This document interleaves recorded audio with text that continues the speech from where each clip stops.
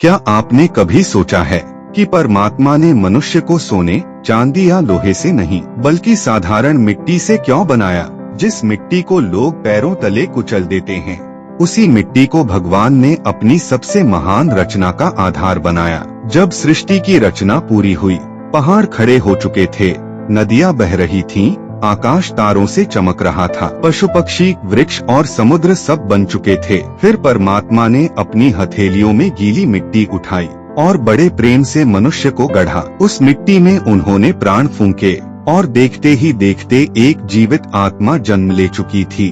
तभी देवताओं की सभा बुलाई गई। परमात्मा मुस्कुराए और बोले, यह मेरी सृष्टि की सबसे श्रेष्ठ रचना है। इससे सुंदर, इससे शक्तिशाली और इससे अद्भुत मैंने कुछ नहीं बनाया। सभी देवता उस दिव्य रचना को देखकर मंत्रमुग्ध हो गए। लेकिन एक देवता के मन में प्रश्न उठ गया। उन्होंने कहा, प्रभु, जब यह आपकी सबसे श्रेष्ठ रचना है, तो आपने इसे मिट्टी से ही क्यों बनाया? सोने से बनाते तो यह अमूल्य होता, चांदी से बनाते तो यह चमकता, लोहे से बनाते तो यह अटूट होता। कुछ क्षणों के लिए पूरी सभा शांत हो गई। फिर परमात्मा मुस्कुराए और बोले, तुमने कभी सोने में जीवन उगते देखा है? क्या चांदी से कभी कोई बीज फूटा है? क्या लोहे ने कभी किसी फूल को जन्म दिया है?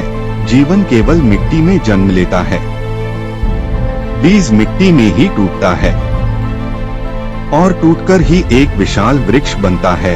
मिट्टी विनम्र होती है, सब कुछ सहती है, फिर भी जीवन देती है। इसीलिए मैंने मनुष्य को मिट्टी से बनाया, ताकि वह याद रखे, जिस दिन उसके अंदर अहंकार आ जाएगा, उसी दिन वह अपनी असली शक्ति खो देगा। क्योंकि सोना केवल चमक सकता है, लेकिन मिट्टी पूरी दुनिया को जीवन दे सकती है। हर हर महादेव।